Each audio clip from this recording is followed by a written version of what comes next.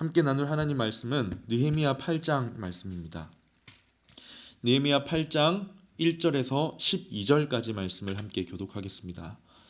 이스라엘 자손이 자기들의 성읍에 거주하였더니 일곱째 달에 이르러 모든 백성이 일제히 수문 앞 광장에 모여 학사 에스라에게 여호와께서 이스라엘에게 명령하신 모세의 율법책 가져오기를 청하매, 일곱째 달 초하루에 제사장 에스라가 율법책을 가지고 회중 앞 곧 남자나 여자나 알아들을 만한 모든 사람 앞에 이르러 수문 앞 광장에서 새벽부터 정오까지 남자나 여자나 알아들을 만한 모든 사람 앞에서 읽음에 뭇 백성이 그 율법책에 귀를 기울였는데, 그때 학사 에스라가 특별히 지은 나무 강단에 서고 그의 곁 오른쪽에 선자는 mat디디아와 스마와 아나야와 우리야와 힐기야와 마아세야요, 그 왼쪽에 선자는 브다야와 미사엘과 말기야와 하숨과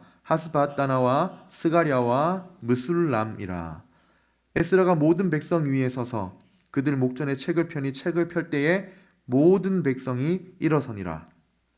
에스라가 위대하신 하나님 여호와를 송축하매 모든 백성이 손을 들고 아멘 아멘 하고 응답하고 몸을 굽혀 얼굴을 땅에 대고 여호와께 경배하니라.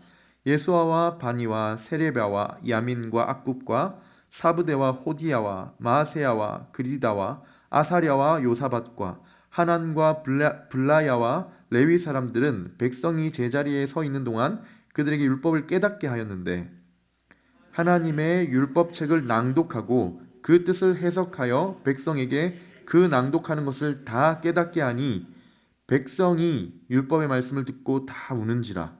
총독 느헤미야와 제사장 겸 학사 에스라와 백성을 가르치는 레위 사람들이 모든 백성에게 이르기를 오늘은 너희 하나님 여호와의 성일이니 슬퍼하지 말며 울지 말라 하고, 느헤미야가 또 그들에게 이르기를 너희는 가서 살진 것을 먹고 단 것을 마시되 준비하지 못한 자에게는 나누어 주라. 이 날은 우리 주의 성일이니 근심하지 말라. 여호와로 인하여 기뻐하는 것이 너희의 힘이니라 하고, 레위 사람들도 모든 백성을 정숙하게 하여 이르기를 오늘은 성일이니 마땅히 조용하고 근심하지 말라 하니, 모든 백성이 곧 가서 먹고 마시며 나누어 주고 크게 즐거워하니 이는 그들이 그 읽어준 말을 밝히 알미라. 아멘. 지난주 말씀 기억나시나요? 당신이 필요하다는 말씀을 7장에서 함께 봤습니다. 하나님 섬기는 게 좋아서 고생을 각오하고 공동체에 들어온 사람, 자기 믿음 지키는 게 가장 중요했기 때문에 다른 삶의 우선순위 다 내려놓고 공동체에 들어왔던 사람, 그리고 마지막 뭐죠? 상처받기를 결단한 사람, 사랑하기 위해서 공동체에 들어올 때 상처받기를 결단하고 들어왔던 사람, 그런 당신들이 필요하다, 이런 말씀을 나눴었습니다. 이렇게 예루살렘 성이 완공되었고 이주 계획까지 딱 정해진 거예요. 그리고 이 백성들이 완공된 예루살렘 성벽을, 그 모습을 보면서 마음에 다시 조금 뜨거움이 생긴 것 같습니다. 우리는 누구며 우리는 어떻게 살아야 하는가? 하나님이 우리에게 명령하셨던 그 율법책, 그걸 한번 읽어봐야 되겠다, 이런 갈망이 생긴 거예요.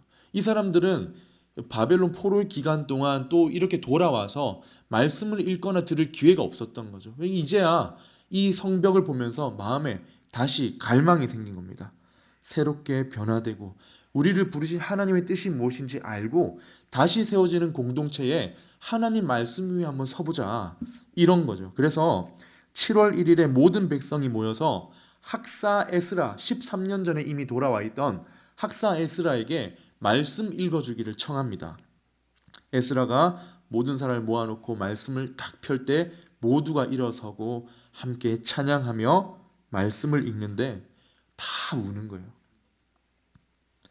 말씀 앞에서 먼저 뭘 깨달았겠습니까?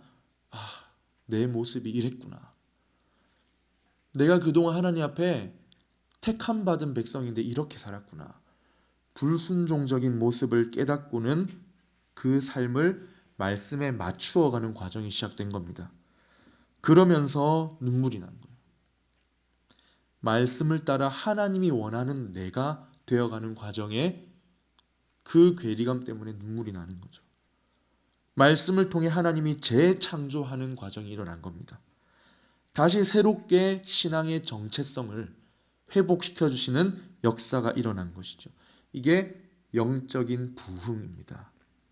그 결과 하나님을 기뻐하는 공동체가 되었고 그 기쁨을 함께 나누는 공동체가 됐습니다. 이걸 보면서 목장 모임이 많이 생각나는데요. 하나님을 기뻐하고 나가서 크게 즐거움을 함께 나누는 공동체가 회복되었습니다. 우리 공동체들도 견고해져 가고 있고 세워져 가고 있습니다. 그리고 이제 우리 공동체도 이런 영적인 부흥이 일어났으면 좋겠습니다. 영적인 부흥이 일어나서 진짜 하나님을 기뻐하는 게 뭔지, 그 즐거움을 자연스럽게 나누는 게 뭔지를 경험해 봤으면 좋겠습니다.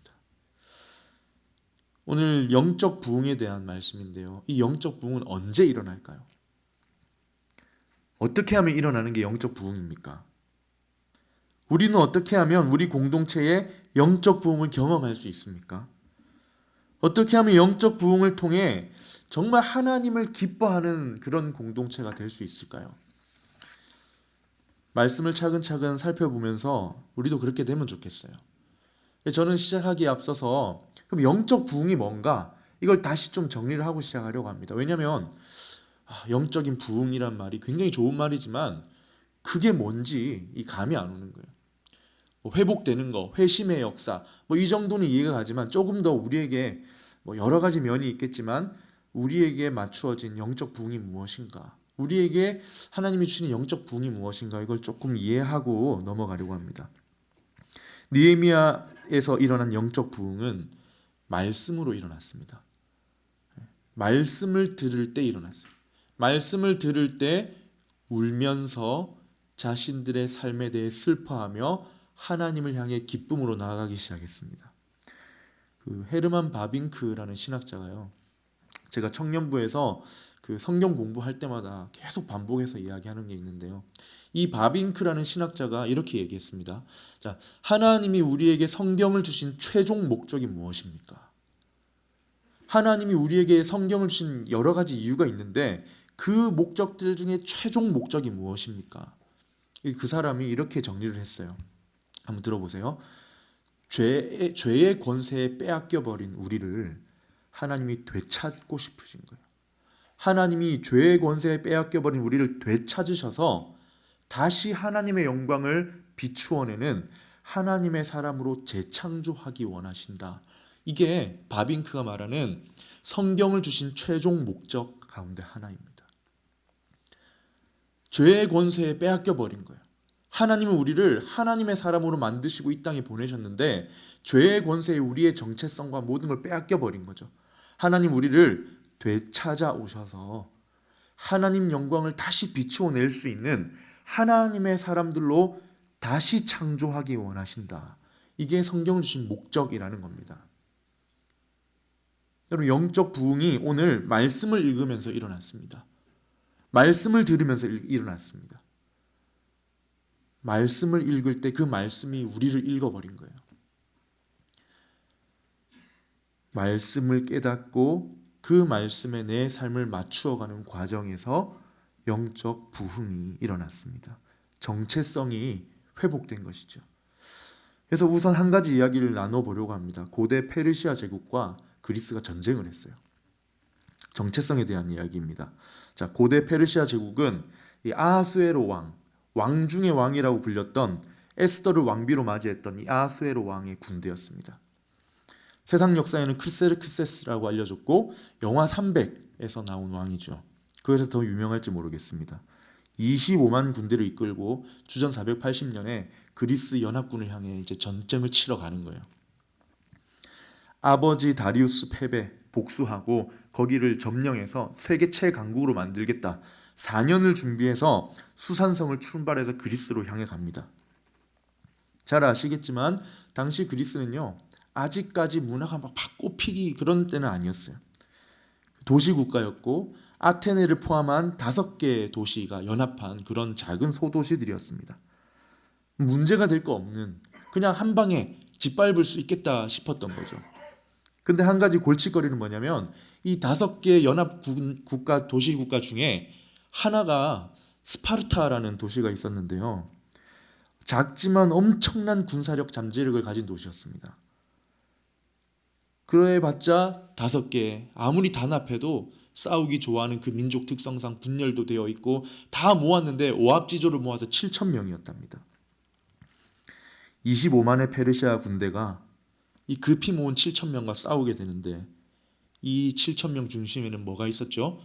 300명의 스파르타 전사들이 있었던 겁니다. 무시무시한 사람들이었대요. 그 스파르타식 교육 아시죠? 그 스파르타인들은 전쟁에 나가면 둘 중 하나였대요. 버티든지 죽든지. 버티든지 죽든지. 양자태기를 하도록 어려서부터 어머니에게 훈련을 받았답니다. 어머니들이 아들에게 어떻게 양육하냐면, 야, 만약 전쟁에 나가면 이겨서 방패를 들고 오든지 아니면 이기지 못하면 방패 위에 얹혀서 돌아오너라. 뭐 항복하거나 지고 아파가지고 돌아오는 건 없다는 겁니다. 엄청나죠? 이겨오든지 아니면 죽으라는 거예요. 스파르타식 교육 생각납니다. 아무튼 당시에 이 그리스 연합군 7천 명의 연합군의 지휘관은 55세의 스파르타 왕 레오니다스라는 왕이었다고 합니다. 7천 명이란 수였지만 막강했습니다. 페르시아가 처음에는 먼지만 날릴 정도로 그냥 끝내자 하고 갔다가 이틀 동안 저지를 당해서 나아가지를 못하는 거예요. 그 다음날 최정예 부대인 불사조를 투입했는데도 엄청난 사상을 입고는 돌아온 거죠. 이 얼마 안 되는 그리스 영웅들이 정말 버텨낸 겁니다. 그런데 불행하게 한 그리스인 농부인지 누가 배신을 한 거예요. 그래서 이 페르시아 군에게 뒷길로 가서 포위할 수 있는 산길을 알려준 겁니다. 이렇게 배신을 당하고 레오니다스와 그 군사들은 완전 포위를 당합니다. 더 이상 희망이 없다. 이렇게 딱 판단이 서자 이 레오니다스는 모든 군대를 도망가라, 돌아가라, 너희 갈 길로 가라 흩어버리고 해산시킨 후에 자기 직속 부대인 스파르타인 300명과 일부 군인들만 데리고 최후의 전쟁을 하러 방어벽을 쌓으러 언덕으로 갑니다. 그리고 거기서 모두 전멸했다고 합니다. 이 동시대에 살았던 역사학자 중에 헤로도토스라는 학자가 뭐라고 이 사람들의 이야기를 썼냐면요. 이 스파르타인들은 방금 이 전쟁에서 싸우면서 칼을 놓치면 손으로 싸웠답니다.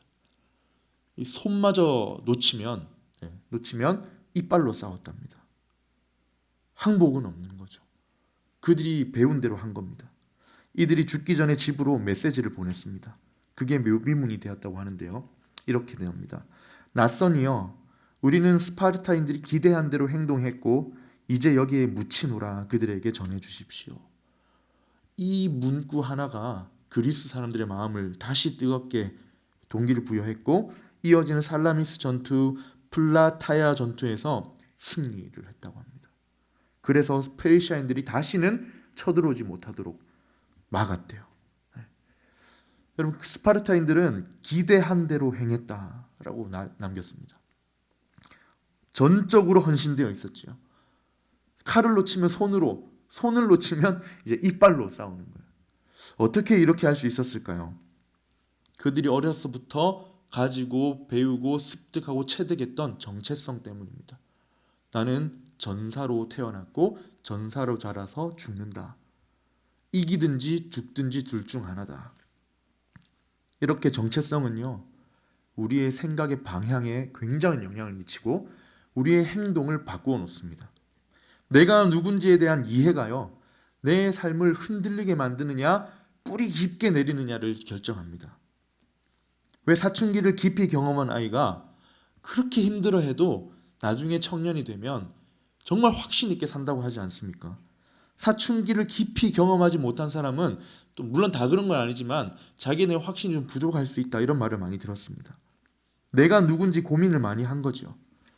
자기 정체성에 대한 고민을 누구보다 많이 한 아이들인 겁니다. 근데 중요한 건 이거예요. 문제는 이 정체성을 어디서 발견할 것인가, 이 정체성을 어디에 기준을 두고 세워갈 것인가가 문제입니다. 기준이 무엇인가? 지표가 무엇인가? 현대를 살아가는 많은 청년들이 절대 가치와 절대 진리를 부정합니다. 그러면서 무엇을 기준으로 삼냐면 내 마음을 기준이에요. 내 마음이.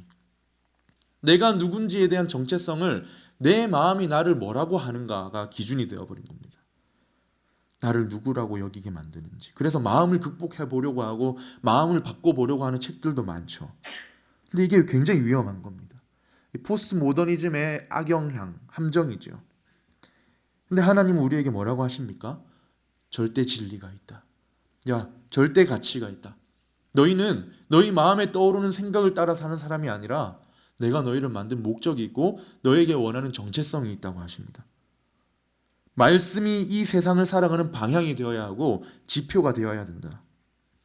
여러분, 영적 부흥이 언제 일어납니까? 세상에 빼앗겨버린, 그 권세에 빼앗겨버린 우리의 정체성이 말씀을 대할 때 하나님 영광을 비추어내는 하나님의 사람으로 다시 돌아오는 그 순간에 영적인 부흥이 일어난다고 생각합니다. 이 영적 부흥은 말씀과 내 삶의 괴리감을 발견하고 이게 아니었구나 라고 깨닫는 순간 돌아온다고 생각합니다. 하나님의 말씀에 내 삶을 맞추려는 열망이 생길 때, 그럴 때 그 사람이 다시 정체성을 회복하고 하나님을 기뻐하는 사람, 그리고 그게 자기 힘이 되는 사람이 되는 겁니다. 그래서 오늘 말씀에서 영적 부흥이 그럼 우리 공동체는 어떻게 일어날 수 있는지, 그 시작과 과정과 결과가 뭔지 이 세 가지로 나누어서 살펴보려고 합니다. 자, 첫 번째로 시작입니다. 영적 부흥의 시작. 영적 부흥의 시작은 공동체에서 어떻게 일어나는가 잘 기억하세요. 영적 부흥의 시작은 모든 백성이 일으키는 겁니다. 우리 성경 읽으면서 발견하시는지 모르겠지만 제가 일부러 힘주어 읽었어요. 모든 백성이란 말이 13번 나옵니다. 아니, 백성이란 말이 13번 나옵니다. 그 중에 9번은 모든 백성이라고 합니다. 1절에서 12절을 꽉 채우고 있는 주어가 모든 백성이에요. 영적 부흥은 그래서 여러분이 주도하는 겁니다. 제가 주도하는 게 아니라 여러분이 주도하는 겁니다. 영적 부흥의 시작은 어디서 시작합니까? 여기 앉아있는 여러분이 말씀을 듣기를 갈망하고 사모할 때 시작되는 겁니다. 오늘 본문에 가장 주도하고 있는 단어, 주어, 모든 백성이 하는 거기 때문입니다. 예루살렘 공동체의 영적 부흥이 일어났어요. 모든 백성이 말씀을 읽어주기를 요청합니다. 1절을 한번 읽어보겠습니다. 이스라엘 자손이 자기들의 성읍에 거주하였더니 17째 달에 이르러 모든 백성이 일제히 수문 앞 광장에 모여 학사 에스라에게 여호와께서 이스라엘에게 명령하신 그 모세 율법책 가져오기를 청했습니다. 아주 중요한 일이 일어났어요. 성벽을 보면서 말씀에 대한 갈망이 일어났고 하나님의 뜻을 듣고 싶은 간절함이 생겼습니다. 그래서 7월 1일에 학사 에스라에게 율법책 부탁을 해서 펴서 읽었습니다. 이들의 요청했던 율법책은 뭐라고 표현되어 있냐면 그들에게 명령하신 하나님 말씀이라고 합니다. 그들의 요청대로 에스라는 말씀을 읽어줬습니다. 그들을 향한 하나님 말씀을 읽어준 거예요. 여기서 시작이 됩니다. 영적 부흥이 여기서 시작되는 거예요. 공동체의 백성들이, 성도님들이, 여기 계신 청년들이 말씀을 듣기를 사모하기 시작하면 영적 부흥이 시작되는 겁니다. 하나님이 우리에게 명령하고 계신 게 무엇인지를 듣기를 갈망하는 마음이 시작될 때 공동체의 변화가 시작되는 거예요. 7월 1일은 절기였습니다. 모든 백성이 모이기로 약속되어 있던 시간이었습니다.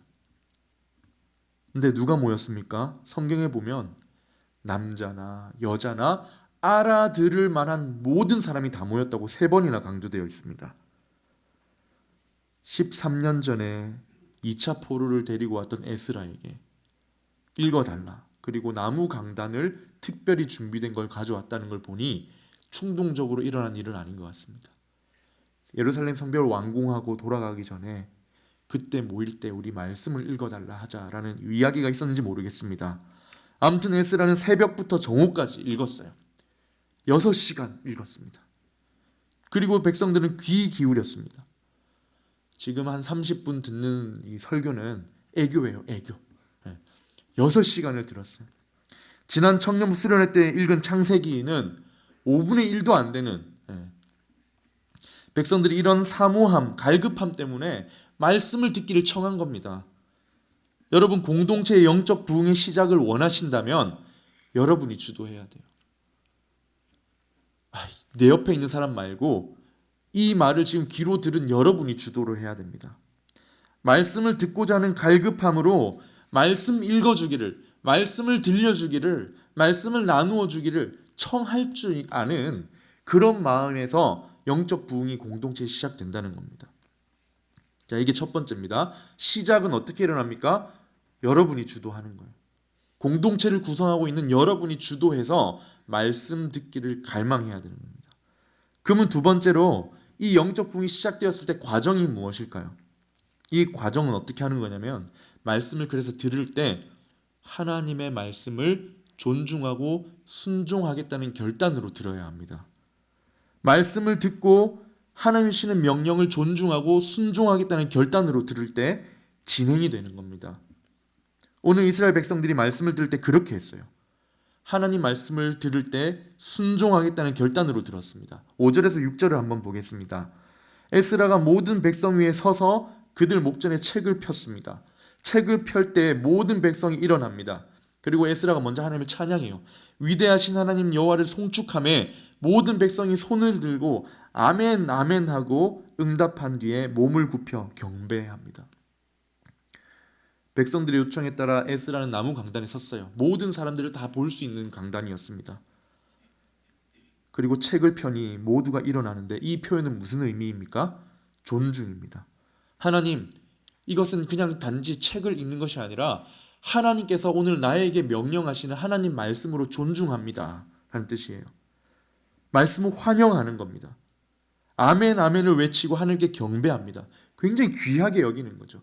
하나님 말씀을 진짜 하나님 말씀으로 알고 귀하게 여기는 겁니다. 이들은 태어나서 지금까지 말씀을 들어본 적이 없던 사람들일 가능성이 있습니다. 하나님에 대한 신앙을 부모로부터 계속 듣고 구전으로 알았지만 모세의 오경을 들을 기회가 없었던 거예요. 이제 알고 싶은 겁니다. 왜 과거에 우리가 조상들이 바벨론에 갔었는지, 왜 우리가 이렇게 돌아왔는지. 다니엘도 기도하는 중에 깨달았다고 합니다. 아, 예레미야가 예언했던 70년 뒤에 돌아간다는 게 이 의미였구나. 이 백성들도 알지 않았겠습니까? 돌아와서 다시 정착하는 과정에 성이 다시 완공이 되고 재건이 됐습니다. 우리에게 원하시는 게 뭡니까, 하나님? 존중합니다. 순종하겠습니다. 들려주십시오. 이 사람들이 하는 성경 읽기와 우리가 흔히 하는 성경 읽기에는 큰 차이가 있는 것 같아요. 우리는 때로 내가 원하는 말씀을 듣고 싶어 하지만 이스라엘 백성들은 하나님 나에게 뭐라고 하시는지 존중하며 듣겠고 순종할 테니 들려주십시오라고 접근하고 있는 거예요. 여러분, 아까 말씀드렸던 하나님이 우리에게 말씀을 주신 최종 목적이 무엇입니까? 죄의 권세에 빼앗긴 우리를 다시 되찾으셔서 하나님 영광을 비추어내는 하나님 사람으로 재창조하려는 것, 우리가 가진 정체성을 다시 회복시켜 주시려는 것입니다. 어떤 유대인이 한 랍비를 찾아갔대요. 유대인이 랍비를 찾아갔습니다. 그래서 랍비여, 나는 율법을 3번 읽었습니다. 3번. 그랬더니 이 랍비가 웃으면서 이렇게 말했답니다. 3번이나 읽었습니까?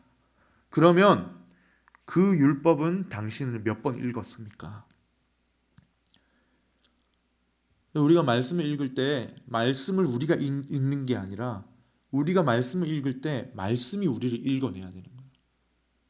말씀에 명령하신 하나님 뜻에 맞지 않는 부분을 발견해내고 불순종적인 모습을 발견해내고 깎아내는 일을 말씀이 하도록, 말씀이 나를 스캔하도록, 말씀이 나를 해결하도록 내어드려야 하는 것입니다. 순종하기를 결단하고 읽는 것이에요. 이게 영적 부흥이 일어나는 과정입니다. 아쉬우신가요? 목사님, 이왕 영적 부흥하면 눈물 콧물 쏟아내고 방언이 터지고 귀신이 쫓아나가고 막 이상한 신비한 체험이 있고 해야지, 좀 다이나믹한 이야기 좀 해주셔야지. 그러나 우리에게 필요한 영적 부흥은 그런 게 아닌 것 같아요. 말씀이 나를 읽고 죄의 권세에 빼앗긴 나를 다시 되찾아가고 내 무너진 정체성을 다시 회복시키고 하나님 영광을 다시 드러낼 줄 아는 하나님 사람으로 세워가는 과정이 나에게 필요한 영적 부흥이라는 생각이 많이 듭니다. 익숙한 습관으로 그냥 한번 지나가는 통과율에 일주일에 여기 안 오면 괜히 이제 어려움을 당할까라는 이 두려운 마음에 나와서 그냥 하는 말씀이니 한 번은 들어야지, 의무적인 신앙생활로 그런 거 버리고 오늘 새롭게 나에게 말씀하신 하나님, 나에게 뭐라고 하실 겁니까? 내가 어떤 부분을 하나님께 내어드려야 하죠? 순종하겠습니다. 이런 결단으로 말씀을 읽고 듣는 거예요. 그래서 어떻게 되냐면 8절 9절에 그렇게 나옵니다. 하나님 율법책을 낭독하고 해석한다. 이 통역했다는 의미예요. 왜냐하면 이 사람들이 오랫동안 아람어를 썼고 성경은 히브리어이기 때문에 통역이 필요했던 거죠. 낭독하고 깨닫게 하니 백성이 율법의 말씀을 듣고 다 울었다. 다 울었습니다. 그냥 은혜 받은 한두 사람이 아닙니다. 말씀을 듣는데 남자 여자 알아들을 만한 모든 사람이 다 울기 시작하는 거예요. 진짜 변화가 일어나기 시작한 거죠. 진짜 말씀이 그들을 읽어내기 시작한 거예요. 하나님이 재창조하시는 역사가 일어나기 시작한 겁니다. 내 정체성이 잘못되었었구나, 이걸 깨닫고는 눈물이 쏟아지는 거예요. 통회하는 마음이 생기는 겁니다. 영적 부흥이 진행되는 거예요. 여러분 군대에 가보시면 알겠지만 소총을 쏘는데 0점 조정을 하거든요. 내 시력과 눈의 위치와 또 가늠쇠 두 개가 일치해야 되기 때문에 여러 발을 쏘면서 내 눈에 이 총을 맞춥니다. 가늠쇠를. 그럴 때 어떻게 맞추냐면 아주 조금씩 돌려서 또 쏴보고, 조금씩 돌려서 또 쏴보고, 조금씩 돌려서 이렇게 조정을 가면서 맞추는 거예요. 영적 변화도 그런 겁니다. 영적 부흥도 그런 겁니다. 조금씩 말씀을 들을 때마다 우리의 무너진 삶을, 하나님 뜻에서 벗어나버린 삶을 다시 맞추어 가는 겁니다. 여러분, 시작은 어떻게 일어납니까? 여러분이 주도할 때, 여러분이 주도해서 말씀 듣기를 사모할 때 일어나고, 과정에서는 말씀을 존중하며 결단하는, 순종하기로 결단하는 마음으로 읽을 때 진행이 된다. 마지막 세 번째로 결과는 뭘까요? 이 책에서, 말씀에서 보여주는 영적 부흥의 결과는 무엇일까요? 하나님의 사람으로 재창조하신 결과가, 정체성이 회복된 결과가 나타납니다. 하나님을 기뻐하는 사람이 됩니다. 하나님을 기뻐하는 사람이 됩니다. 하나님을 즐거워하는 사람이 됩니다. 그리고 사람들과 함께 모여서 살진 것을 먹고 단 것을 마시며 큰 즐거움을 함께 나누는 공동체가 되는 거예요. 이게 결과입니다. 10절, 12절 두 절을 한번 읽어보겠습니다. 느헤미야가 그들에게 이르기를 너희는 가서 살진 것을 먹고 단 것을 마시되 준비하지 못한 자, 가난해서 미처 준비하지 못한 자에게 나눠줘라. 이날은 우리 주의 성일이니 근심하지 말라. 그러면서 굉장히 중요한 말을 합니다. 여호와로 인하여 기뻐하는 것이 너희의 힘이니라 하고 12절 가면 모든 백성이 곧 가서 먹고 마시고 나누어주고 크게 함께 즐거워합니다. 왜입니까? 읽어준 말을 깨달았기 때문이에요. 말씀을 듣고 우는 자들에게 울지 말고 기뻐하라 합니다. 왜냐하면 하나님을 기뻐하는 게 너희의 힘이기 때문이라는 거예요. 하나님을 기뻐하는 게 우리의 힘이다. 그리고 함께 그 즐거움을 나누고 교제해라. 목장 모임이 그렇게 돼야 되는 겁니다. 여러분, 그런데 하나님을 기뻐하는 것이 참 말은 좋은데 무슨 말인지 잘 안 와닿는 거예요. 저는. 하나님 기뻐하시죠? 안 기뻐하는 사람은 없습니다. 하나님이 슬퍼하는 사람은 없어요. 하나님을 기뻐하는 건 그럼 도대체 나에게 무슨 의미인가? 하나님을 기뻐하는 것은 이럴 수 있습니다. 나의 힘이시고 요새가 되어주심을 기뻐하는 것. 나의 연약함에도 불구하고 내 힘이 되어주심을 기뻐하는 것. 앞으로 삶에서에서도 보호해 주실 것을 기뻐하는 것. 이렇게 하나님이 나의 방패와 보호자 되신 것을 받아들일 때도 기뻐하게 됩니다. 그런데 이걸로도 좀 더 와닿는 느낌이 필요했다는 마음이 들었어요. 자, 하나님 앞에 나옵니다. 우리가 오늘 기도하러 예배드리러 하나님 물으시는 거예요. 이야, 너 왔구나. 정말 너 바쁠 텐데 이렇게 와서 예배드린 자리에 왔다니 정말 고맙다. 정말 대단하다. 그때 제 의무니까요. 성경에 보니까 그렇게 하라고 돼 있어서 왔어요. 목사님이 시켰어요. 엄마가 가라 했어요. 큰 마음은 없는데 사실 왔어요. 이것과 하나님, 저는 하나님과 함께하는 시간이 너무 기쁩니다. 하나님이 기뻐서 이 시간 함께 하려고 왔습니다. 다른 거죠. 존 파이퍼 목사님이라고 존 파이퍼라는 목사님이 한 그 설교 예화 중에 이런 이야기가 있어요. 자, 예를 들어 결혼 기념일이 되었습니다. 제가 하루 종일 어떻게 아내를 기쁘게 해줄까 고민을 합니다. 아주 예쁜 꽃다발을 사서 집에 도착했어요. 평소처럼 문을 열고 들어가지 않고 뒤에 딱 감춘 뒤에 초인종을 누릅니다. 띵동 하면 이제 아내가 나오는 거예요. 그때 꽃을 내밀면서 함께 해줘서 고마워요 이렇게 할 때 아내가 야, 정말 꽃이 예쁘다. 왜 샀냐? 이렇게 비싸게 보이는데 왜 이렇게까지 했어요? 이렇게 할 때 제 의무니까요. 큰 마음은 없었는데 책에 보니까 그렇게 하라고 돼 있었어요. 남편이 이렇게 해야 한대요. 이거는 기뻐하는 게 아니라는 거예요. 다시 돌아가서 왜 이렇게 했어요? 라고 물어볼 때 오늘을 생각하니 가만히 있을 수가 없었어요. 저녁 식사 계획도 다 준비해놨어요. 우리 나가서 같이 저녁 먹고 데이트하러 갑시다. 난 오늘 저녁에 당신과 함께 시간 보내고 싶어요. 당신과 함께라면 너무 기쁘고 즐거울 것 같아요. 이건 완전 다르죠. 하나님을 기뻐할 때 누가 영광을 받습니까? 하나님 영광 받으시죠. 하나님을 기뻐할 때 누가 귀하게 됩니까? 하나님이 귀히 여김을 받으시는 거죠. 하나님을 기뻐하는 것, 하나님이 나의 보호자 되시고 인도되심을 기뻐하는 것, 이렇게 기뻐할 줄 알게 되는 사람이 하나님이 그에게 힘이 되어 주시기 시작하는 겁니다. 하나님을 그냥 의무로 섬기러 오는 사람에게는 물론 하나님이 원래 힘이시지만 얼마나 그게 작용할지 모르겠습니다. 그러나 의무를 넘어서 하나님을 기뻐하는 사람에게는 실제 하나님이 그의 인생에 힘이 되어주기 시작하시는 겁니다. 그냥 그리스도인이니까 와야 되니까 말씀을 들어야 하니까 그게 아니라 초인종을 누르고 하나님 나오실 때 이렇게 말하는 거예요. 하나님 말씀하시는 시간이 제게 큰 기쁨이고 행복한 시간입니다. 저 하나님 기뻐합니다. 이렇게 변화된다는 겁니다.